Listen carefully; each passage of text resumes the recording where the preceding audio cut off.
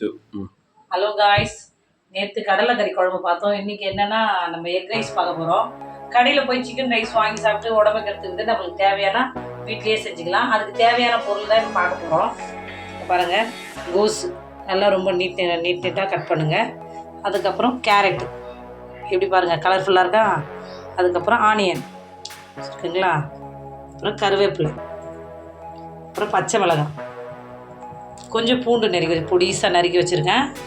கொஞ்சம் இஞ்சி நறுக்கி வச்சுருக்கேன். பாருங்கள், மஞ்சத்தூள், சால்ட், இந்த ஹாப்பிமா பவுட்ரு வேணும்னா நீங்கள் இதை போடுங்க. இல்லைனா வீட்டில் இருக்கிற பெப்பர் தூள், சில்லி பவுடர் இது போட்டாலே நல்லாயிருக்கும். ஸோ பெப்பர் தூள், அதுக்கு தேவையான முட்டை. சார் நம்ம கோல்டு வின்னர் ஆகி நல்லெண்ணெயில் சமைச்சாலும் நல்லா தான் இருக்கும். கோல்டு வின்னர் போடுங்க. இல்லைன்னா நல்லெண்ணெய் இருந்தாலும் நல்லெண்ணெய் போடுங்க. தேங்காய் எண்ணெயில் சமைச்சா இன்னும் நல்லாயிருக்கும். ஸோ தேவையான அளவுக்கு நம்ம இதில் என்ன பண்ண போகிறோம், கோல்டு வின்னர் எண்ணெயை ஆட் பண்ண போகிறோம். உங்களுக்கு தேவையான அளவுக்கு. சரிங்களா, மூடிடுவோம். எண்ணெய் சூடாகுது. அதில் இப்போ என்ன பண்ண போகிறோன்னா நம்ம வச்சுருக்கிற இஞ்சியை தான் போட போகிறோம். இஞ்சி, துருகின இஞ்சி. அதுக்கப்புறம் இப்போ பாருங்கள், பூண்டு சிறிதளவு போடுறோம். அதுக்கப்புறம் பச்சை மிளகாய் கொஞ்சம் தேவையான அளவு போடுங்க. குழந்தைங்க இருந்தால் கொஞ்சம் கம்மி பண்ணிக்கோங்க. குழந்தைங்க காரம் சாப்பிடாது. பாருங்க, நல்லா அது செவந்து கலர் மாறிச்சு. இப்போ நம்ம என்ன பண்ண போகிறோம், அதில் ஆனியன் ஆட் பண்ண போகிறோம். ஓகே, ஆனியன் நல்லா போட்டு பாருங்கள்.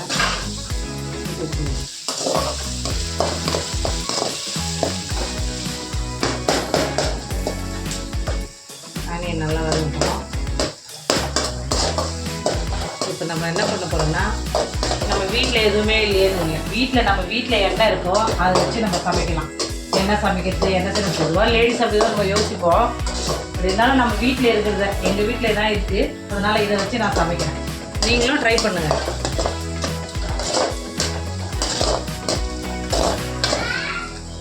பிள்ளைங்களுக்கு இது போல் குழந்தைங்களுக்கு நம்ம இது மாதிரி கலர்ஃபுல்லாக சமைச்சு கொடுத்துன்னு வச்சுங்க. குழந்தைங்க நல்லா விரும்பி சாப்பிடுவாங்க. எப்போ பார்த்தாலும் காரக்குழம்பு, சாம்பார், ரசம் இதெல்லாம் பண்ணால் பிள்ளைங்களுக்கு போர் வச்சுக்கும்.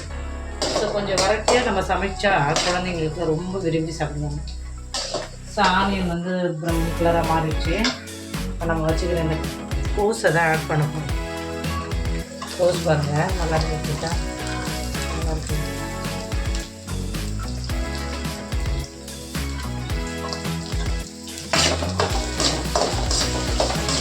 கடையில் பார்த்தீங்கன்னு வச்சு என்னைக்கோ வச்சுருந்த எண்ணெயை போட்டுருவோம்.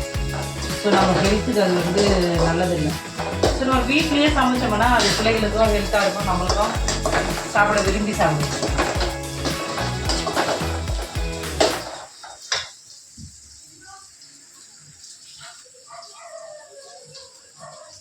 அடுத்தது என்ன பண்ண போகிறோம், கேரட்டாக போட போகிறோம். பாருங்கள், நல்லா துருக்கி வச்சுருக்கோம்.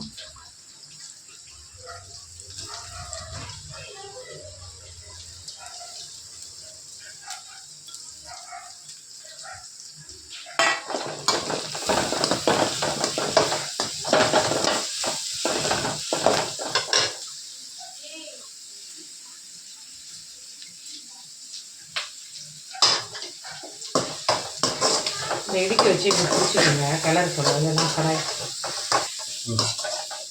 இடுக்கி வச்சு நல்லா பிடிச்சிக்கோங்க. ஏன்னா கடாய் நம்ம இப்படி பண்ண சொல்ல ஒரு மாதிரி நகர்ந்து போயிடும்.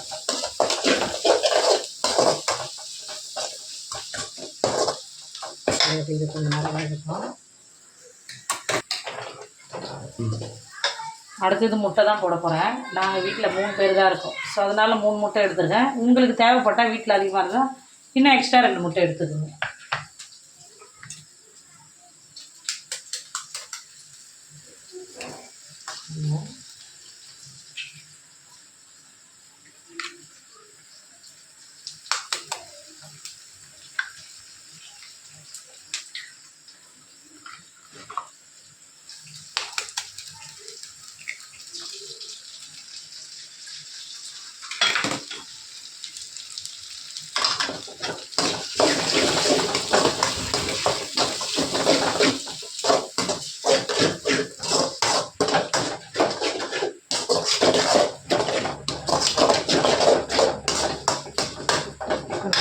போகிறோன்னா இதில் மசாலா போட போகிறோம். ஃபஸ்ட்டு இங்கே பாருங்கள், அப்பிமா பவுட்ரு தேவையான அளவுக்கு நல்லா டேஸ்ட்டாக இருக்கும். அஜினாமோட்டோ போடாதது, ஏன்னா கடையில் அஜினாமோட்டோ போடுவாங்க, அது டேஸ்ட்டு கொடுக்கும். நம்ம ஹெல்த்துக்கு வந்து அது நல்லதில்லை. சரிங்களா? நான் 3 ஸ்பூன் போட்டிருக்கேன். அடுத்தது பாருங்கள், பெப்பர் தூள். சரிங்களா? வீட்லேயே அரைச்சது போதும். அடுத்தது மஞ்சத்தூள் தேவையான அளவுக்கு ஒரு பிச்சு போடலாம். அதுக்கு சால்ட்டு, சாதத்தில் நம்ம ரைஸில் கொஞ்சம் போட்டிருக்கோம் சால்ட்டு, இருந்தாலும் கொஞ்சம் போட்டுப்போம். தேவையான கொஞ்சம் ஆட் பண்ணிக்கலாம். அப்படியே போட்டு நல்லா அப்படியே கிண்டி விட்டுருவோம். அப்படியே கிண்டு சொல்லுவோம். நல்லா வாசமாக இருக்குது. அப்படியே சாப்பிடணும் போல் இருக்குது. பார்த்தீங்களா?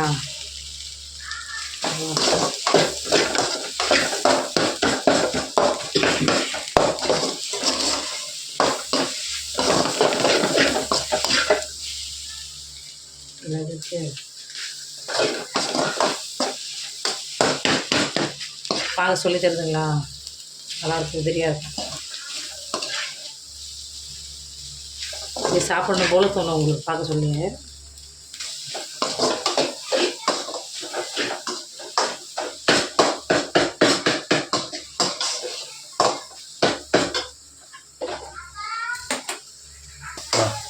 சாதம் போட சொல்ல என்ன பண்ணுங்க, சிம்மில் வச்சுங்க. பாருங்க, நல்லா உதிரி ஆயிடுச்சு. இப்படி தனித்தனியே இருக்கணும்.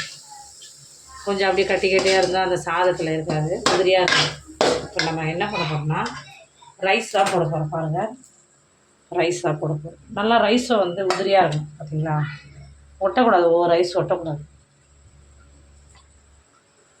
இப்படி கொஞ்சமாக போட்டுட்டு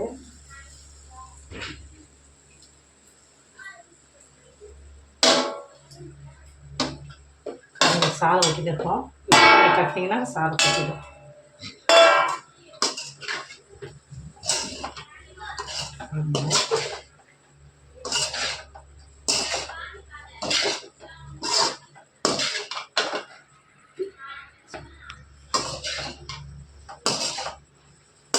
பார்த்தீங்களா? நல்லா வாசனையாக இருக்குது. இதில் கேப்சிகம் போடலாம். கேப்சிகம் இல்லாததுனால நான் பண்ணுறேன். நீங்கள் வீட்டில் இருந்தால் இதில் கேப்சிகம், பீன்ஸு கூட ஆட் பண்ணுங்க, இன்னும் நல்லாயிருக்கும். உப்பு இருக்கான்னு பார்ப்போம். உப்பு இல்லைன்னா போட்டுக்கலாம். செம்ம டேஸ்ட்டாக இருக்கும். சமைக்க சொல்ல கொஞ்சம் அன்போடு சமைங்க, கொஞ்சம் லவ்வோடு சமைங்க. ஹஸ்பண்டுக்கு சமைக்க சொல்ல டேஸ்ட்டாக இருக்கும். இன்னும் டேஸ்ட்டாக இருக்கும் அன்பாக சமைக்க சொல்ல. இது செம்ம டேஸ்ட்டாக இருக்குது. ஸோ அவ்வளோதான். இதில் என்ன பண்ண போகிறோன்னா